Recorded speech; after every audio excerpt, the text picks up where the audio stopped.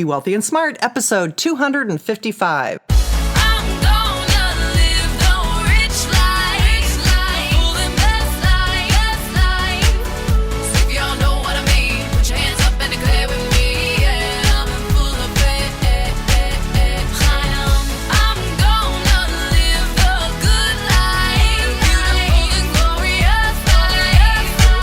Step into a world of wealth and financial freedom without budgets, boredom, or bosses on Be Wealthy and Smart.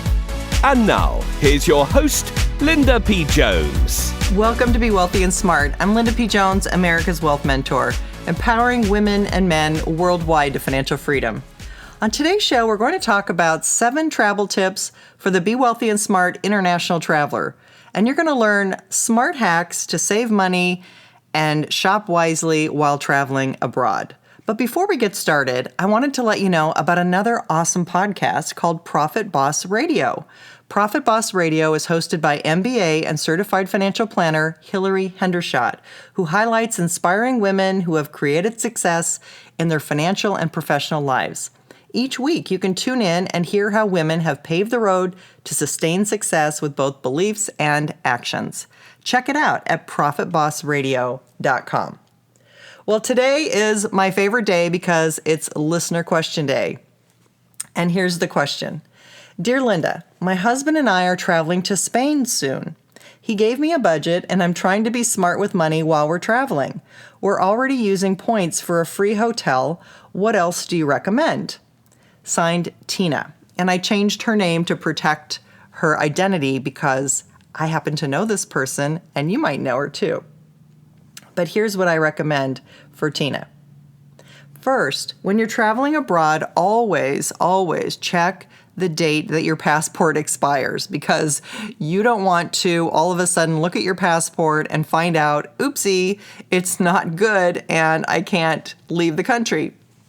So you want to make sure that your passport expiration date is up to date and is way in the distant future so you don't have any problems with that. And I'm sure you've already done that, Tina. Secondly, you want to make sure that the credit cards that you're bringing on your trip, especially to Europe, have a chip on them. Now, most MasterCards and Visas and American Expresses have already changed to the chip. But there are some strange exceptions of other cards that might not have a chip on them yet. But in Europe, they are very, very strict and they will only accept cards that have the chip because they're more secure. So, and they already made that law way before the United States did. So make sure that your credit cards have a chip. Number 3. If I were you, I would go out and buy a travel book like a Fodor's or a Lonely Planet or even Rick Steves, who I like a lot, and I like his TV travel show as well. I would go and buy one of those books because it will tell you what restaurants to go to. It will tell you how expensive they are. It will tell you in any particular town that you're visiting what is a must-see and what isn't. And it can give you a lot of guidance from an experienced traveler and save you a lot of money that way. Now, what I would not recommend is I would not recommend buying a, quote, budget travel book. And you might think that that sounds a little strange, but the reason why is because I know that you're not traveling and wanting to stay in hostels. You're not traveling by backpack. You're not traveling to get the absolute cheapest deal. I happen to know that you want to have a lovely trip and enjoy some lovely restaurants and lovely hotels and just buy it at the right price. So our way of traveling and our way of buying and living is always to have a more luxurious item, a more luxurious choice, the better quality, and to go to those places, but also to be really smart with money. So I would recommend buying one of those travel books, probably the Rick Steves book, I think would be really cool. And then find out ahead of time, plan, where are the restaurants you want to go to? Where do you want to spend a little bit more and have dinner at a special restaurant that maybe has a spectacular view and amazing food and service?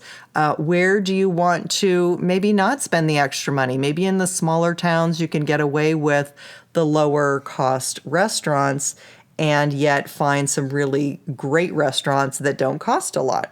So I would go and pick up a book and make sure that you're following and reading the suggestions that they give in the book in order to be a smart traveler. Number 4, in order to get cash, I would use your debit card at ATMs in order to get cash.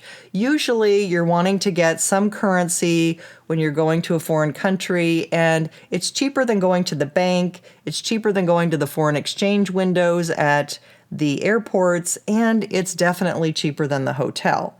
So one thing I would say is immediately exchange maybe $20 to $50 when you land. Find that ATM and exchange that so you have some petty cash for tips. It's nice to be able to give the bellman some tips when they bring your luggage to your hotel room, for example. So that's just nice to have some cash on hand if you want to buy a little trinket on the street that you see or a little souvenir. You just want to have a little bit of currency in their dollars. And so I would just exchange a small amount at the ATM when you get there. I would also bring some US dollars, maybe 1s, 5s, and 10s. And again, those can be for street purchases. They can be for little bargains that you find from street vendors. That can be a fun thing just to have in your pocket with you. Number 6, I would use credit cards for your larger purchases. You're always going to get the best exchange rate with a credit card, and it's smart to use it also because it guarantees you are safe from any fraudulent activity. So you only want to use your cash to make small purchases, like if you go to flea markets or you're buying from street vendors. But when you're buying a bigger purchase, like maybe you're buying some nice jewelry, if you're buying a new watch or some nice jewelry, you want to make those purchases in a reputable store and with your credit card.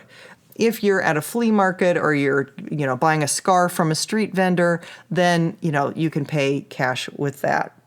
Number 7.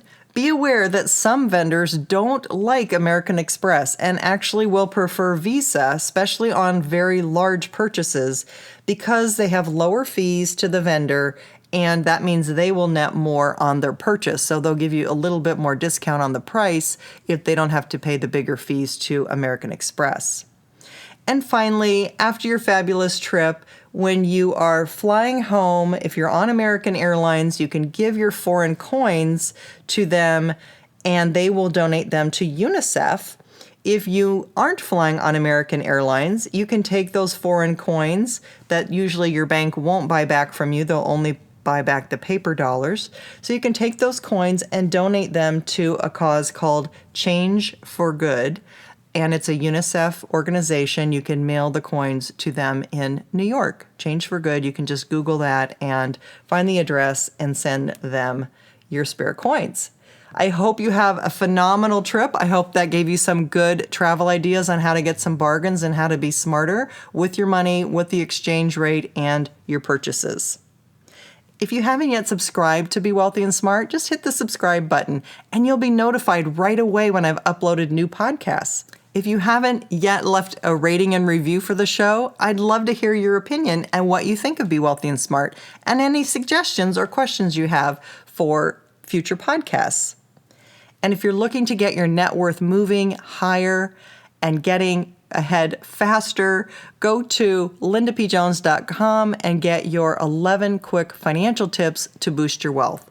There are 11 quick things you can do on one sheet of paper to get your net worth growing. That's all for today. Until next time, live the good life and be wealthy and smart. Thank you for listening to Be Wealthy and Smart with Linda P. Jones. Share the wealth and tell your family and friends about the show. Check out our website, blog, and social media for more riches at www.bewealthyandsmart.com.